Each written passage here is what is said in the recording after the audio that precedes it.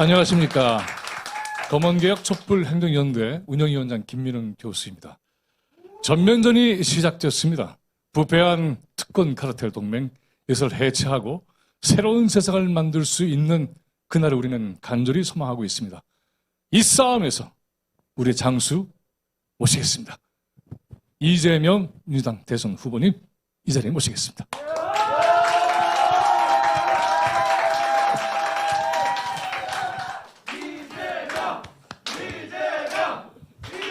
인사하시고 앞에 인사하시고. 네, 여러분 반갑습니다. 이재명입니다. 앉으시죠. 네, 저희들 대담을 시작을 하겠습니다. 먼 길 오셨습니다. 네, 고맙습니다. 제가 먼 길이라고 얘기한 것은 이 자리를 올 때 아마 당에서 유불리 이런 논의도 좀 있었던 모양이에요. 통합 행보를 하는 대선 후보로서는 충분히 고민할 수밖에 없는 것을 저희들도 이해를 하고 있습니다. 얼마 전에 이 대장동 문제를 얘기를 하셨을 때 나는 유불리를 따지지 않는다. 내 자신에게 일정한 정책 타격이 있게 될지라도 대한민국 전체를 위해서 대단히 중요한 의미를 갖는다. 인상적이었습니다. 오늘 이 자리에 참여하실 의미 어떻게 정리해 주시겠습니까? 우리 사회가 이제 사실 이제 정부 수립 이후로 실제로 국민 주권 국가로서 제대로 작동했느냐라는 걸 생각해 보면 실제로 아쉽게도 그러지 못했죠. 네. 이 나라를 실제 지배하는 사람들은 국민이 아니라 아까 말씀하셨던 특권 카르텔, 기득권 연대였죠. 이걸 끊임없이 우리가 바꿔 나가야 되는데 더 나은 세상을 만들고자 하는 그야말로 그냥 개혁이라고 하는 네. 것은 쉽지만 현실적으로 매우 어렵고 그 중에서 이제 이 과거의 기득권 체제를 유지하려고 하는 핵심 세력은 돈과 네. 권력자들이죠. 그 권력의 핵심은 역시 검찰 권력인 것이고 없는 제도 있게 만들고 있는 제도 네. 덮고 그런 무소불리 권한을 행사했는데 이들을 정상화하는 건 정말 중요한 과제고요. 그렇죠. 또 한 가지는 민주주의를 지키기 위해서 국민의 정상적인 판단을 위해서 우리가 언론의 자유를 부여했는데 이게 어느 순간에 민주주의를 지키는 힘이 아니라 민주주의를 파괴하는, 민주주의를 조작하는 네. 특권으로 변질돼서 이 언론 개혁도 매우 심각한 과제인 것 같습니다. 제가 요새 그 언론 개혁을 못한 피해를 아주 온몸으로 지금 그렇죠. 받고 있다는 예. 생각이 좀 들어요. 네. 절감하실 것 같아요. 검찰 개혁도 뭐 마찬가지고요. 정치 검찰의 권력 사유화 문제, 또 방금 얘기했던 것처럼 언론 가짜 뉴스, 그리고 특히 이제 국회의원들의 면책 특권이 도리어 범죄 특권이 되고 있는 게 아니냐 이런 얘기도 좀 하셨습니다. 그리고 언론의 경우에 있어서는 억울한 희생자들을 만들어내는 문제도 지금 뭐 방금 얘기했던 것처럼 참 많은 고통을 겪게 되는 거 아니겠습니까? 특히 그리고 조선일보 대선에 손 떼라 뭐 이렇게까지 얘기를 하실 정도였고 그래서 이런 검언개혁 촛불행동연대와 아주 똑같은 그런 지향점을 가지고 계세요. 그런 점에서 보면은 이제 개혁 정치, 민생의 정의로운 토대를 만드는 것이니까 이재명이 기대하는 개혁 정치의 수위, 강도, 내용 이런 게 있습니다. 어떻게 하실 겁니까? 뭐 저에 대해서는 이제 최대치의 개혁을 기대하시죠. 그렇죠. 실제로 네. 저는 제가 가진 권한의 범위 내에서는 그 권한을 어쨌든 최대치로 행사했고 네. 그래서 작은 권한을 가지고도 좀 예측을 벗어나는 성과를 만들어냈습니다. 근데 우리가 뭐 개혁 그러니까 무척 대단한 것처럼 생각하지만 세상은 유토피아가 아니기 때문에 끊임없이 문제를 가지고 있고 또 문제를 개선했다고 끝이 아니라 또 문제를 발생하면 또 고쳐나가고 그 과정 자체가 개혁인데 과거의 시스템 또는 과거의 제도, 과거의 관행에서 이익 보는 소수가 아니고 이제 그걸 약간의 변형을 통해서 다수의 더 많은 혜택이 가능한 사회를 만드는 게 그게 개혁 아니겠어요? 그렇죠. 뭐 엄청난 대단한 게 아니고 엄청난 거예요, 결과는. 그런데 문제는 쉽지가 않다는 거죠. 현실적으로 네. 저는 개혁이라고 하는 것 자체가 바로 반발을 의미한다. 저항을 저항과 의미한다. 반발, 그렇죠. 저는 같은 거라고 보거든요. 네. 그래서 그거는 쉬우면서도 어렵다. 근데 쉬운 측면은 마음 먹으면 할 수 있다는 것이고 네. 어렵다는 것은 개인적 타격을 감수해야 된다라는 거. 마음 잘 뭐 저야 잡수시잖아요. 먹고 저야 뭐 하시잖아요. 그걸 넘어서면서 네. 성장해온 정치인이니까 그렇죠. 뭐 그게 일종의 자양분이었죠. 이재명의 뼈대는 개혁 정치에 있다. 네. 박수 부탁드리겠습니다. 감사합니다. 네. 뭐 정치인이 원래 당연히 해야 될 거를 그렇게 박수 그렇죠. 쳐주시니까 좀 쑥스럽습니다. 아닙니다. 그야말로 박수를 받을 일입니다. 예. 대장동 얘기 안 할 수가 없어요. 이걸로 이재명의 개혁 정치에 어떤 상징처럼 되고 있는 동시에 고통도 지금 겪고 계시잖아요. 그렇죠. 얘기 안 할 수가 없습니다. 본질은 투기화되고 있는 부동산 시장, 이거 공적 통제를 극대화시켜야 되겠다. 그래서 시민들에게 혜택이 돌아가도록 해야 되겠다. 이렇게 강조를 하셨잖아요.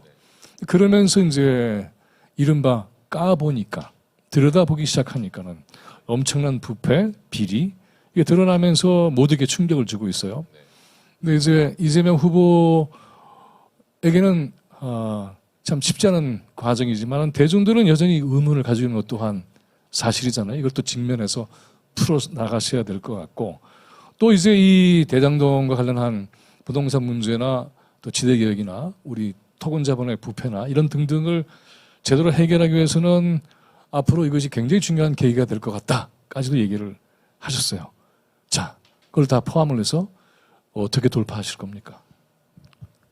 우리가 이제 현상적으로 보면 뭐 검찰 얘기하고 또 재벌 얘기하고 또 이 사회 기득권들을 얘기하지만 네. 진짜 그 기득권의 정말 통합된 뿌리는 바로 돈입니다. 돈. 이 자본주의 사회의 핵심이죠. 그렇죠.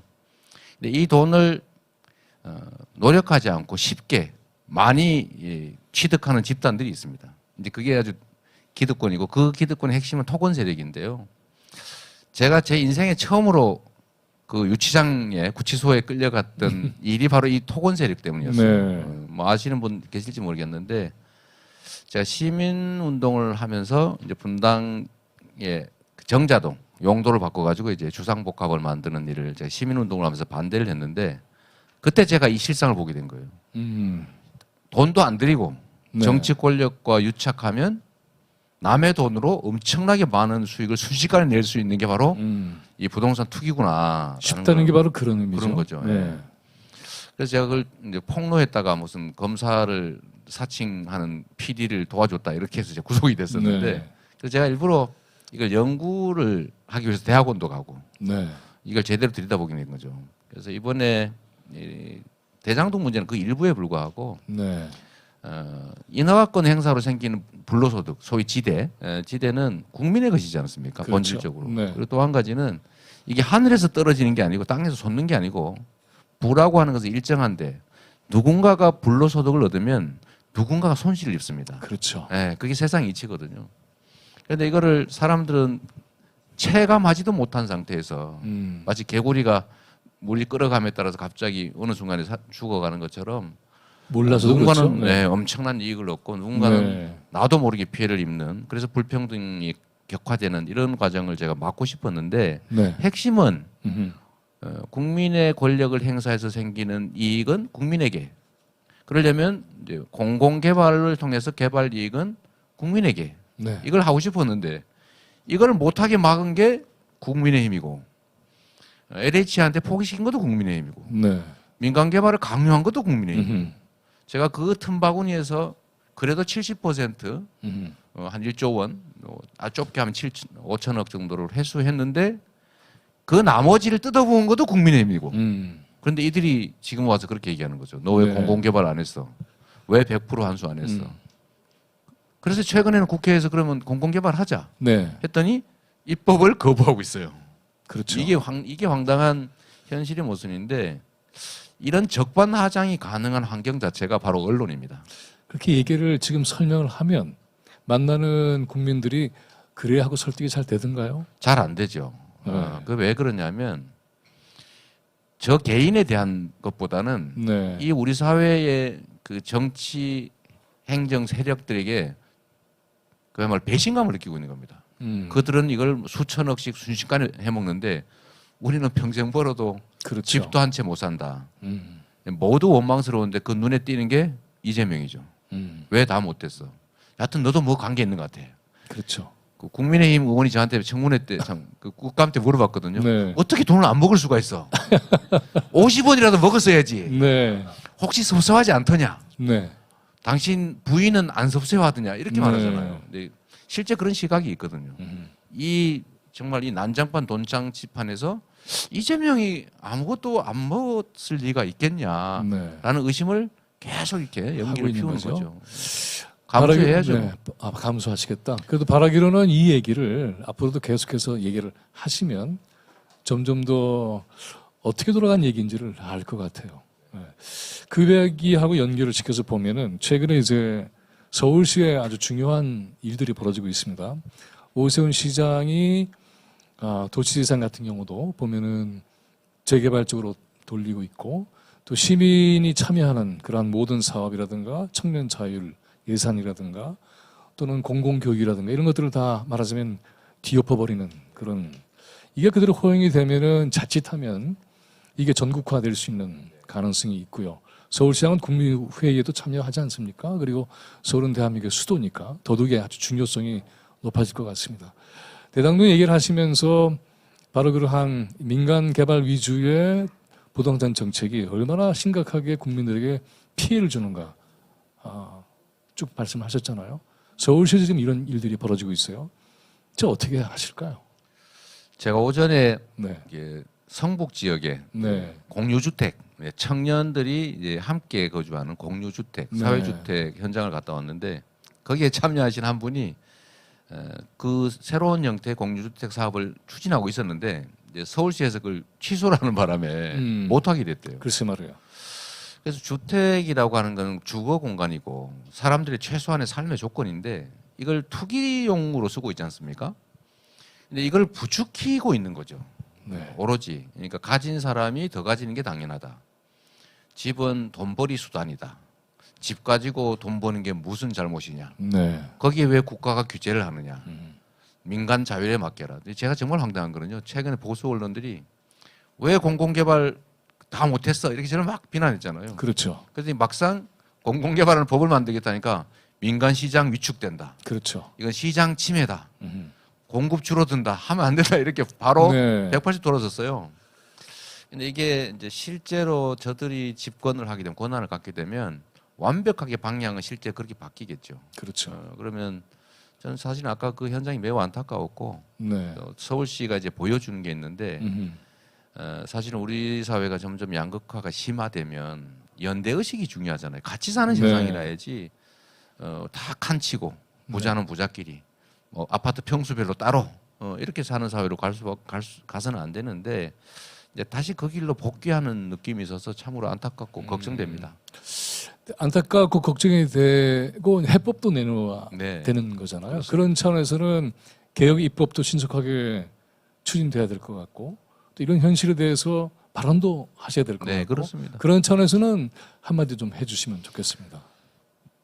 저는 일하는 사람들이 존중받는 사회를 해야 된다. 네. 뭐 일에는 여러 가지가 있죠. 예를 들면 뭐 누가 말하는 아프리카에서나 하는 뭐 손발을 쓰는 노동도 네, 있지만 글쎄 말이에요. 예를 들면 연구개발, 말이 안 되는 뭐 얘기 한 시장 거죠. 개척, 네. 뭐 이런 어쨌든 뭔가 사회에 기여하고 네. 또 생산에 기여하고 이런 것에 대한 대가를 적절하게 받아서 그걸로도 충분히 중산층이 또는 부자가 될 수 있는 그런 사회가 돼야 되는데 지금 우리 사회는 안타깝게도 그 돈이 돈을 버는 또 그 경향이 너무 지나치게 심한 사회가 됐죠.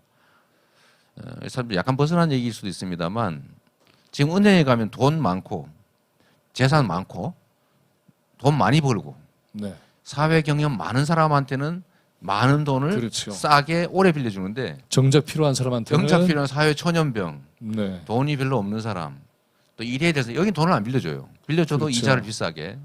그래서 이게 한 번쯤은 좀 우리가 재고하고 또 모두가 기회는 최소한 한 번쯤은 공평하게 가지는 그래서 희망을 나누는 사회가 돼야 된다. 근데 그걸 만드는 것도 쉽지는 않더라. 결국은 용기다 이런 생각이 들었습니다. 그 용기에 기대해 보겠습니다. 네. 사실 전 정치인의 가장 큰 덕목이 용기라고 생각해요. 네. 우리 사회의 문제는 인간이 만든 문제에서 다 인간이 해결할 수 있거든요. 인간이 만든 문제니까. 그리고 그중에 효율성이 높은 정책일수록 기득권의 저항이 클 수밖에 없는 거죠. 그렇죠. 그건 뭐 산수 문제가 관한 거니까요. 그런 이 많은 정책들 중에 효율성이 높은 정책은 곧 저항이 심한 정책을 의미하는데 그걸 과감하게 채택하는 게 용기고 또 그걸 집행하는 과정에서 저항이 심하더라도 그걸 꾸준히 밀어가서 최종 성과를 내는 것, 소위 추진력이라고 하는 게 저는 이 리더의 가장 큰 덕목이다라고 생각합니다. 추진력 이재명 기대하겠습니다. 감사합니다. 기회를 주시면 그렇죠. 한반도 평화와 미래에 대한 얘기 반드시 해야 될 것 네. 같아요. 문재인 대통령이 유엔에 가서 종전선언에 대한 국제사회의 네. 협력을 요청을 했고 그리고는 잘만 진행이 된다고 한다면 네, 오랫동안 우리를 고통스럽게 몰아왔던 냉전 체제가 본격적으로 해체될 수 있는 네, 그런 계기가 올 것 같아요. 자 그렇다면 이재명 정부에서는 뭘 더 진전시킬 것인가? 그리고 이런 냉전 체제를 해체하기 위해서는 어떤 경로를 구상하고 있는가? 네. 말씀 듣고 싶습니다. 이제 반도 국가의 운명이라고 하는 게 있는 거죠. 네. 이건 기회와 위기가 공존하는데 대양과 해륙이 충돌하는 중간 지점이지 않습니까? 그러니까 본질적으로 양쪽에 영향을 받게 되는데 강력한 국력 바탕 위에 이제 자주적 의지가 분명하면 양쪽을 다 이용할 수가 있어요. 자주적 의지가 분명하면 네, 네. 결국은 국력과 의지죠. 그 의지의 핵심은 역시 리더의 의지일 테고요. 그렇게 하면 양쪽을 다 활용할 수가 있죠. 양쪽에게 다 필요한 존재니까. 그런데 이걸 반대로 국력이 약하거나 아니면 의지가 약하면 휘둘리게 되죠. 네. 이 동전의 양면 같은 건데요. 그래서 저는 국익 중심의 실용 외교로 가자, 균형 외교로 가자라고 제가 말씀을 드리고 있고요. 균형이라고 하는 것은 무엇과 무엇의 균형이죠? 세력 간의 균형이죠. 세력 간의 균형. 국제사회의 세력 간 균형을 이루어야 된다. 우리가 한미 관계 매우 중요하죠. 네. 그건 뭐 피할 수 없는 것이고 결국 그 관계를 합리적으로 고도화하는 거 중요하고 또 중국과의 관계는 경제적 관계이기도 하고 또 실제로 우리가 인접해 있기 때문에 벗어날 수가 없습니다. 네. 거기는 협력 관계를 또 강화하고 그 안에서 사실 우리의 자주적 의지가 매우 중요하죠. 남북 관계도 사실 마찬가지인데 이 남북 관계 문제도 외부 요인에 의해서 휘둘리면 안 된다. 우리가 우리의 의지를 가지고 로드맵을 분명하게 한 다음에 당연히 소통을 해야 된다. 그 다음에 대화하고 협력하고 그 기반 위에서 저는 경제적 관계로 발전하는 게 가장 핵심이라고 봐요. 네. 저는 이제 경제가 평화를 보장하고 평화가 경제를 보장하는 이 상보 관계에 있다고 생각하기 때문에 평화 경제 체제를 어떻게든 구축해 나가는 게 목표가 돼야 된다고 생각합니다. 그런데 지금 상대 입장에서는 뭐 군사 합의 파기하자, 남북 합의 파기하자, 뭐 이런 주장을 하지 않습니까? 사실 그 얘기를 들을 때마다 저는 사실 머리가 쭈삣쭈삣 서죠. 이렇게 생각하는 사람들이 이 나라에 예를 들면 야당을 얘기하는 거죠 네, 지금. 네. 이게 국정을 감당하겠다는 네. 거냐? 그러면 앞으로 그럼 다시 휴전선에서 총 쏘고 또 해안포 발사하고 국제 신인도 떨어져 가지고 코리아 디스카운트 심화되고 뭐 투자도 안 하고 이게 더 삶을 나쁘게 만들 거 아닙니까? 그런 점에서 보면은 사실은 남북 간에 여러 가지 합의문이 있어요. 그렇습니다. 네. 그리고 국회에서 비준이 돼야 될 것들도 있는데 안 되고 있잖아요. 네. 그러니까는 말은 했는데 실천이 되고 있다는 것 또한 적지 않습니다. 내용을 보자면 내용 자체는 굉장히 좋은 것들이 네. 풍부하잖아요. 이미 뭐 박정희 대통령하고 그때 당시 합의해 놓은 것만 해도 칠성운동성도 훌륭합니다. 그렇고요. 내용을 거기도 뭐 안 자주라는 게 지켜서 그렇지. 분명하게 네. 밝혀져 있고 그때만 자주란 말을 써요. 네, 네. 사실은. 근데 이런 자주적인 그러한 위치에서 이미 합의된 내용도 제대로 풀고 있지 못하다. 네. 굉장히 큰 아쉬움입니다. 이재명 정부는 이걸 어떻게 풀겠습니까? 정말 쉽지 않죠. 그러니까 네. 우리 문재인 정부에서도 이제 성과라고 한다면 한반도의 긴장도 완화되고 협력 관계도 진척되고 또 새로운 네. 구체적 합의들도 끌어냈고 어쨌든 우리의 자주적인 의지도 상당히 많이 관철된 측면이 있죠. 그러나 우리 국민들의 기대치는 그보다 훨씬 높은 것이고 그렇죠. 네. 근데 어떻게 할지에 대해서는 세부적인 전략이야 어쨌든 외교 전문가, 남북관계 전문가들과 상의하겠지만 저는 기본적으로 신뢰 구축에 지금보다 네. 훨씬 많은 에너지를 쏟아야 된다고 생각해요. 제가 경기도가 북한과 접경하고 있지 않습니까? 그렇죠. 실제로 뭐 이해관계가 충돌하는 지점이 꽤 많아요. 예를 들면 방역 문제도 그렇고 수재 문제도 그렇고 네. 예를 들면 뭐 농업 직접 서로 영향을 직접 미치죠? 영향을 네. 미칩니다. 뭐 북한이 환강 때문에 확 열어버리면 임진강이 확 넘치고 그렇죠. 그러거든요. 네. 그래서 그런 이제 현실적인 문제들 때문에 남북 간 교류 협력 사업을 독자적으로 좀 진척을 한 게 꽤 많이 있는데 네. 결국 저는 민간 영역의 교류 협력도 좀 강화하고 또 음. 지방 정부 차원의 교류 협력도 많이 문을 열어주고 좀 자율적으로 좀 진행할 수 있게 하고요. 좀 뭐라고 좀 외풍이 좀 심하더라도 좀 굳건하게 좀 버티면서 우리 국민들을 믿고 어쨌든 끊임없이 대화하고 소통하고 협력하고 또 그 사람들 지원이란 말 싫어하니까 네. 끊임없이 협력해 함께? 나가고 네. 좀 더 높은 단계의 경제 협력 단계까지 올라갈 수 있다면 저는 길이 있다고 생각하고요. 제가 이제 미국의 비공개이긴 하지만 이제 미국 관련 그 인사들을 꽤 만나게 되는데 네. 제가 그 얘기를 하는 거죠. 미국과 중국과 북한과 한국 또 주변국에 모두에게 도움되는 길이 있다. 그게 뭐냐? 지금처럼 휴전선에서 대립 갈등하지 말고 북한을 최대한 설득 협력해서 조건을 만들어주고 거기에 국제 투자 국가로 만들자. 대대적으로 투자하면 네. 결국 돈 아까워서라도 긴장이 격화되지 않을 가능성이 많죠. 지금 돈이 제일 중요하잖아요. 국제화 시켜서 그렇습니다. 그래서 함께 이해관계를 도모할 수 있는 그렇습니다. 예. 그런 지역으로 만들자. 네. 그게 중요한 것 같아요. 지금 말씀을 들어보면은 세 가지 중요한 단어들이 떠오르게 돼요. 자주적인 위치를 굳건하게 지킨다. 소통을 활발하게 하겠다.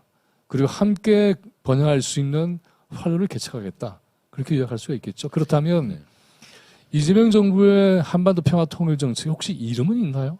아니면 앞으로 구상하실 계획인가요? 평화 경제 체제라고 저희가 이제 잠정적으로 정하고 있는데요. 네. 이게 저는 현실주의자입니다. 네. 그 일부 우리 진영이라고 하면 어쨌든 뭐 민주개혁 진보 진영에서 보면 저 사람이 약간 변절하나 뭐 이런 생각을 할 수도 있는데 저는 정치는 민생이 핵심이라고 보거든요. 변절하지는 마시고요. 우리 변절이 안 됩니다. 그러니까 보시면 알지만 저는 변절이 불가능한 그런 좀 삶도 살았고 네. 특징이 있는데 중요한 건 민생이죠. 사람들의 네. 삶이고요. 먹고 사는 문제고 또 자유로운 환경 네. 또 평화와 인권이 있는 세상 이런 그렇죠. 세상이어서 근데 그걸 만들기 위한 과정 자체는 매우 네. 실용적이라야 된다고 생각해요. 우리가 높은 목표를 설정하고 이념과 사상에 투철한 건 좋은데 실현할 수 없다면 전 작은 거라도 하는 게 낫다고 보거든요. 그래서 저는 작게라도 많이 하자 이런 주의인데 남북 관계 문제나 이런 문제들도 할 수 있는 것부터 하자. 그런 차원에서 현실주의적이고 네. 실용적 접근의 성과를 중요시 여긴다. 그렇습니다. 저는 뭐 현실 정치에서도 우리가 권한을 가져야 일을 하지 아무리 네. 아름다운 좋은 주장을 하더라도 기회를 못 가지면 공연불에 그칠 수 있지 않습니까? 기회를 꼭 네. 그래서 만들어 저는 드리겠습니다. 그래서 가능하면 소위 네. 중간지대 중도층이라고 하는 합리적인 사람들 설득해야 되고 그거는 결국 주의 주장도 중요한데 거기를 넘어서서 실용적으로 이익을 주게 모두에게 도움되는 길을 실제로 보여주고 네. 검증하는 게 중요하죠. 그 얘기를 이렇게 들어도 되겠죠. 그러니까는 가치나 또 지향점 이상 소중하다. 네. 그러나 현실에서의 실용적 성과도 중요하다. 네. 그렇지만 가치 이상을 배제하는 건 아니다. 물론이죠. 그게 덧붙여져야 될 것 같아요. 그렇습니다. 먼 네. 목표는 분명한데 네. 그 목표에 이르는 길을 조금씩이라도 가자. 네. 그런데 왜 그런 말씀을 드리냐 하면 늘 실용주의라는 얘기를 네. 하시니까 또 한편에서는 그렇다면 가치 논쟁 같은 거는 조금 가볍게 여기나 이런 고민도 할 텐데 그렇지는 않으신 거죠? 저는 그 점을 네. 우리 그 식구들이 믿어줄 거라고 생각합니다. 그거를 예를 들면 거기에 끊임없이 매달리면 네. 사실은 이제 원정이 불가능하죠. 뭐 집안은 서로 믿어주고 네. 또 결국 원정을 해서 중원을 차지해야 세상을 바꿀 힘도 기회도 생기는 거니까 그 점에 대해서는 사람 말을 어떻게 믿겠어요? 결국 이상과 가치를 실현하기 위해서 실용적 선택을 하겠다. 네. 이렇게 목표는 정리하면 잃지 않죠. 되겠네요. 네, 네. 그게 참 중요한 것 같습니다. 저희들이 줌으로 질문 2개를 지금 준비하고 있습니다. 한번 들어보시고 서로 인사도 나누시고 그 답변도 좀 부탁을 드리겠습니다. 네. 진행해 볼까요? 아 여기 나오실 분이 네. 진행해 주십시오. 저기도 있군요. 손 좀 흔들어 주세요. 보시고 여기 뒤에 옆에도 보시고 저기 이렇게 여기 있죠? 네. 예, 저기도 있고 손을 이렇게 흔들어 주시면 이쪽에도 보시고. 네, 네. 예.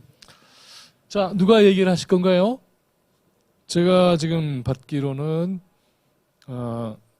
이대선 청년 김대중 대표 어디 계신가요? 박한울 사무처장님이 지금 대기하고 있습니다. 예, 예, 진행해 청년단체, 주십시오. 아주 유망한 청년단체죠. 네, 진행해 주십시오. 예. 네, 인사하시고 질문 부탁드리겠습니다. 네. 이게 음소거가 안 된 모양이군요. 박한울 사무처장님 음소거를 해주십시오. 음소거 해제요. 네, 예, 긴장하셨죠? 괜찮습니다. 예, 바로 말씀해 주십시오.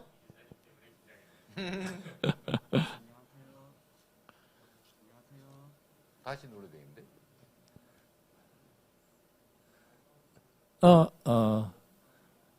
그러면 순서를 좀 바꿔서 우리 뉴질랜드의 한인 모임 대표로 계신 네, 곽상열 선생님 나와 주실까요? 네, 안녕하세요. 예. 잘 들리네요. 네. 네, 말씀하십시오.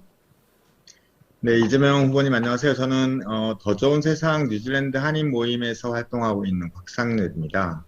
먼저 이 자리를 통해서 해외에는 약 750만 동포들이 거주하고 있고 그중에 한 230만 명 정도가 대한민국 국적자인 재외 국민입니다. 그리고 그중에 많은 분들이 이재명 후보님이 꼭 승리하시기를 기원하고 있다는 것을 말씀드리고 싶습니다. 그래서 재외 동포들에게 좀 더 많은 관심을 가져주시기를 먼저 부탁드리고요.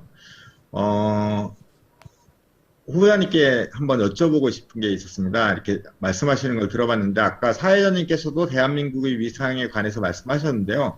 코로나 상황 이후로 대한민국의 위상이 국제사회에서 월등하게 높아졌다고 저희 해외 동포들이 확실하게 느끼고 있습니다. 이런 상황에서 남한과 북한이 서로 공조하여 힘을 합쳐서 유엔이라든가 국제무대에서 독도 문제를 비롯한 여러 가지 한반도 평화 체제를 항구적으로 정착시킬 수 있는 방안 이런 게 있을 것 같은데요. 아까 그 후보자님께서는 한반도 평화와 관련해서 실용 외교와 자주적 의지 이런 거 말씀하셨던 것 같습니다. 직접적으로 한번 여쭤보고 싶습니다. 4.27 판문점 선언과 9.19 평양 공동선언 이후에 사실상 남북관계 진척이 사실 못 되고 있는데요. 후보자님께서 대통령이 되시고 나서 개성공단 재개, 금강산 관광 재개 같은 구체적인 사업 계획이 혹시 있으실까요? 네, 이게 저는 이제 금강산 관광 재개 문제는 사실 북한 입장에서는 조건 없이 열겠다라고 했고, 네, 사실은 이제 유엔 제재에서도 소위 뭉칫돈, 뭐 이런 고액의 뭉칫돈이 아니면 제재 대상이 아니기 때문에 남북 간의 신뢰가 회복되면 충분히 가능한 상태입니다. 현재도. 그렇죠. 근데 약간 실기한 측면이 있고요. 이제 네. 북한이 이제는 필요 없다 이런 태도를 보이고 있기 때문에 좀 어렵긴 하지만 저는 북한도 필요한 상황이라서 남북 간 신뢰가 회복이 되고 또 강력한 의지를 가지고 있으면 이게 뭐 제재 대상이 아니기 때문에 네. 저는 가능성이 높다고 생각하고 꼭 해야 될 일이라고 생각합니다. 경기도의 경험도 있으시잖아요. 그렇습니다. 그렇죠? 네. 근데 문제는 이제 개성공단의 경우는 이게 이제 제재 위반이냐 아니냐 논쟁이 있긴 한데 제재 대상이다라고 하는 게 이제 미국의 입장이기도 하고 이제 유엔의 입장이기도 해서 남북 간 합의만으로는 쉽게 이제 재개하기는 어려운 상황이긴 합니다. 저는 이제 반드시 필요하다고 생각하죠. 아까도 말씀드렸지만 개성공단 재개는 사실은 이제 전통 제조업 중심이어서 투자 규모도 크지 않고 물론 이제 피해는 크긴 한데 사실 우리가 예정했던 규모의 10분의 1 정도에 불과하지 않습니까? 애초 계획했던 거에.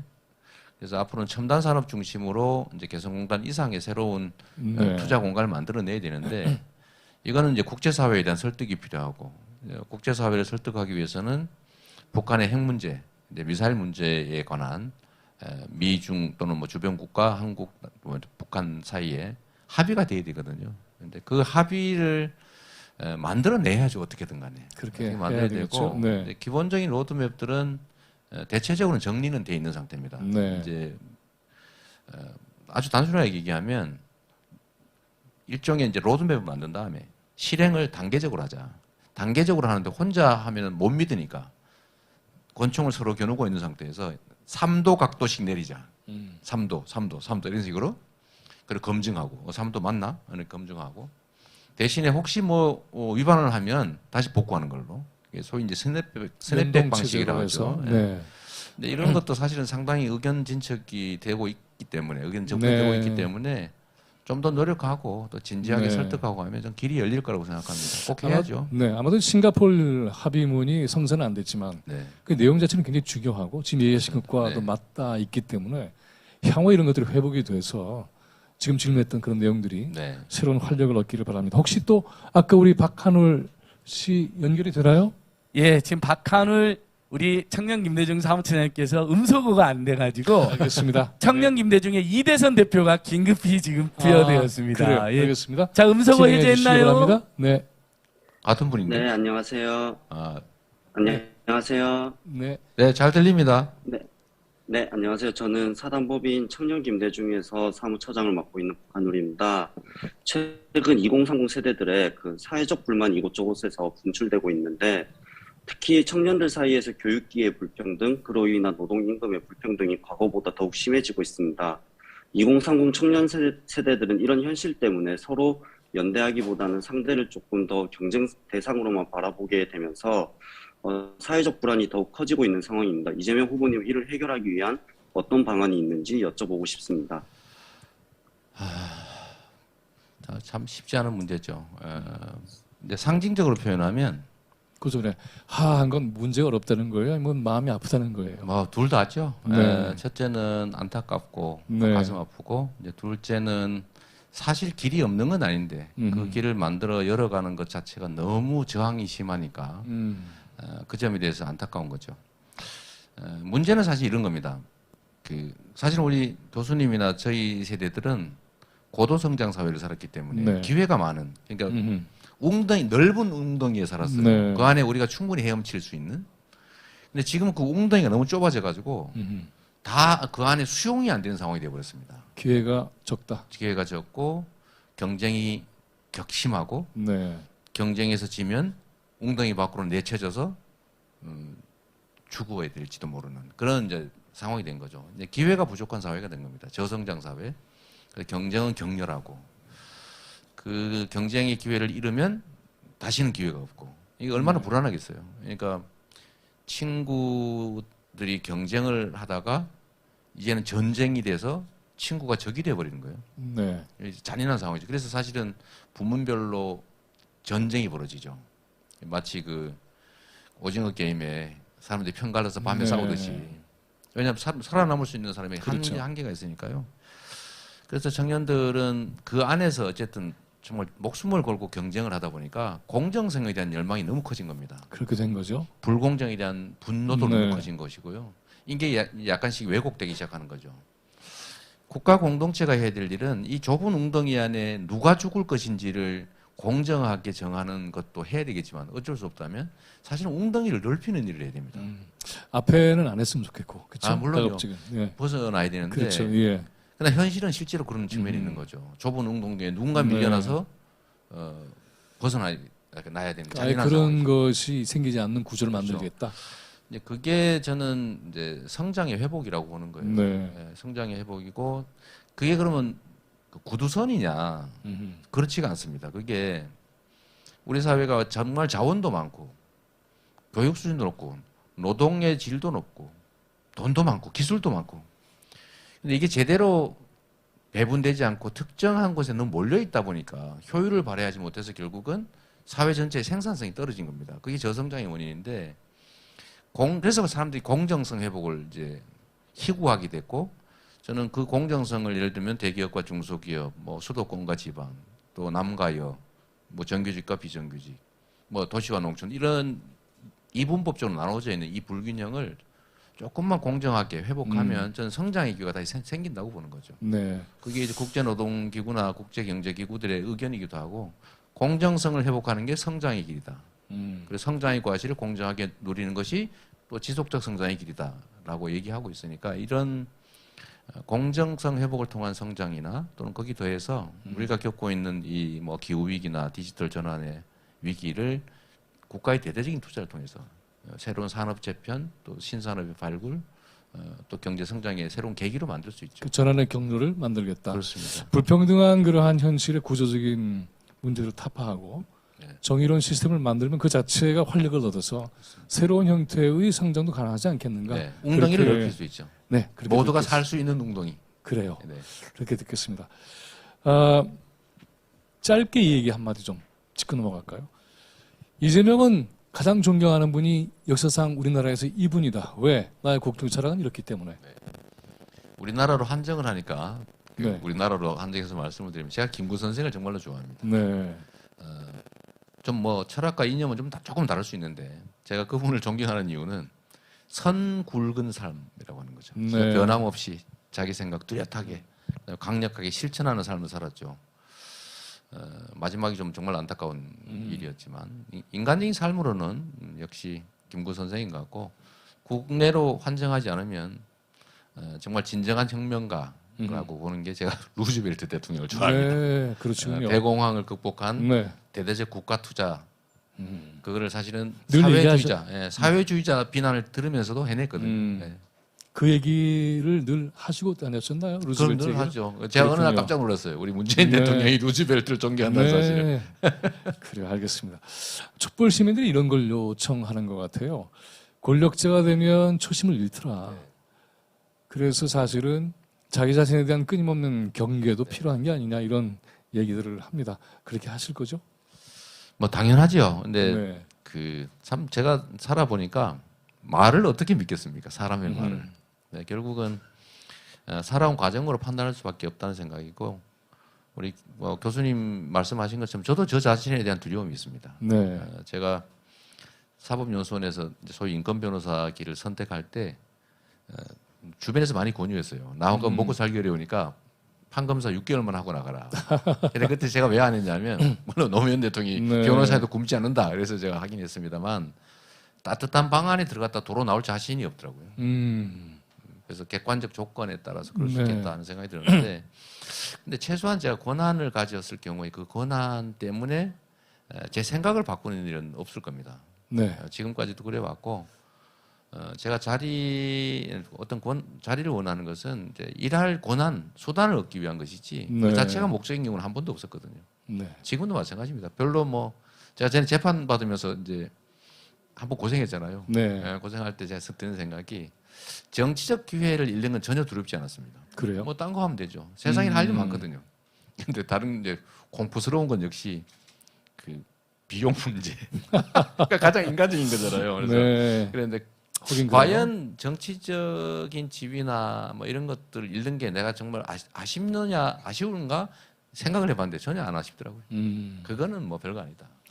그런 일은 없기를 바라고요. 네, 네. 네. 이제 새로운 정치 기회가 더 풍부해지고 네. 그래서 국민들을 위해서 노력할 수 있는 그런 자리에 가시기를 바라겠습니다.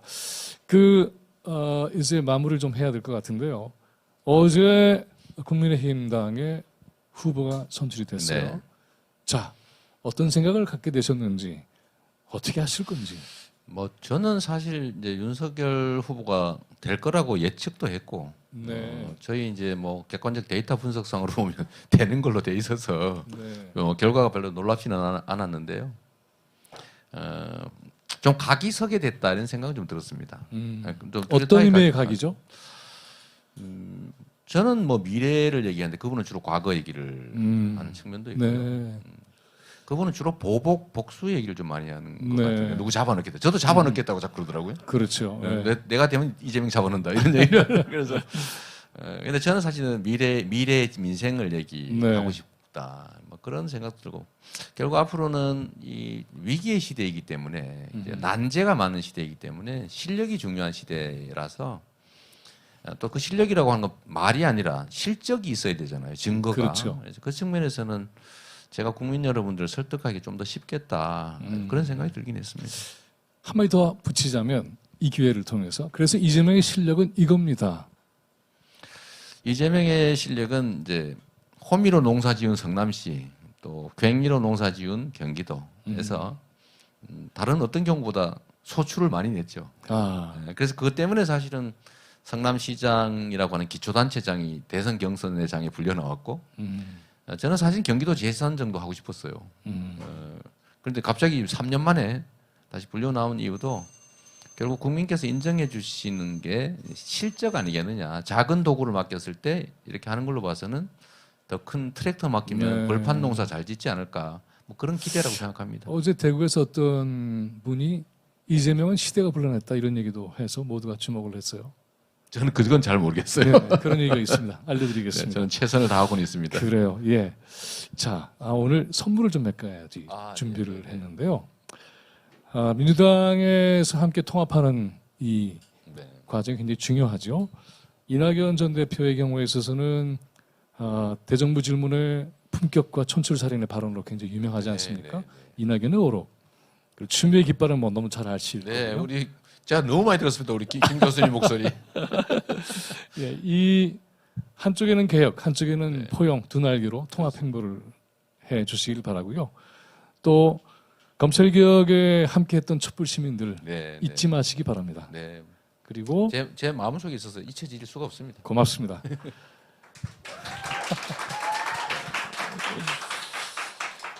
기본소득 절박한 분들이 굉장히 많아요. 네, 이 기본소득 얘기를 했다가 조금 고비도 있었던 걸로 네. 알고 있습니다만은 기본소득 지금 세계 내에는 작은 책이지만 이 네. 책은 전 세계에서 기본소득 어떻게 하고 있는가 네. 그리고 기본소득은 새로운 희망을 기획할 수 있는 권리다 이런 차원에서 이 책도 아이고. 전달을 해드리고 싶습니다. 그래서 너무 감사합니다. 네 박수 부탁드리겠습니다. 네.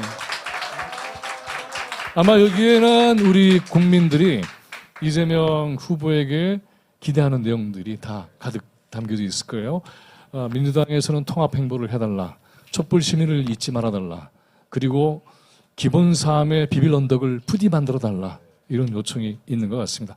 자, 저희도 이제 마무리를 지어야 되겠는데요. 제가 오늘 우리 이낙연 후보님의 이 어록 책은 꼭 한번 읽어보도록 하겠습니다. 네, 꼭 그렇게 해주시기 바랍니다. 네.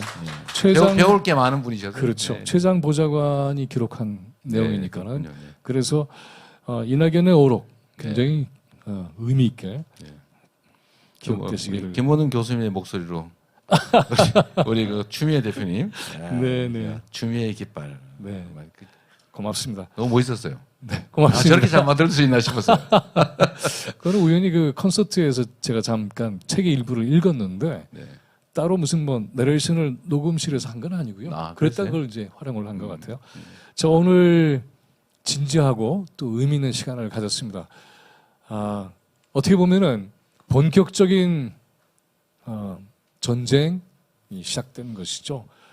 부패한 특권 카르텔이 재집권을 하려고 하는 이 움직임 앞에서 정말 민주주의를 지켜내고 또 모든 사람들에게 평등과 정의로운 세상을 만들어내고 누구 하나도 누락되지 않고 약자를 만들어내지 않는 그런 세상을 향해서 그 기대를 온몸에 안고 이 싸움에 전면에 나선 이재명 후보에게 여러분 다시 한번 큰 박수를 부탁드리겠습니다. 네, 고맙습니다.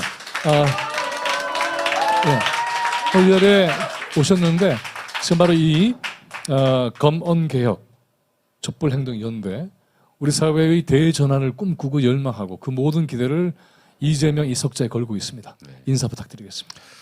네, 제가 다른 건 못해도 우리 세상의 변화를 바라는 많은 분들의 도구 역할은 충실히 하도록 하겠습니다. 네. 저 개인의 역량이나 이런 거야 뭐 그렇게 대단한 건 아니지 않습니까? 저도 그 국민의 한 사람에 불과하고 부족한 게 많은 사람인데 하여튼 저는 이 민주주의 사회에 우리의 가능한 방식은 서로를 통해서 서로의 목표를 이뤄내는 것이다. 그건 동지적 연대를 통해서 각자가 가진 꿈을 우리 동지들을 통해서 이뤄내는 거죠. 네. 그래서 저도 우리 동지들의 그 유용한 네. 도구가 되도록 노력하겠습니다. 고맙습니다. 고맙습니다. 네.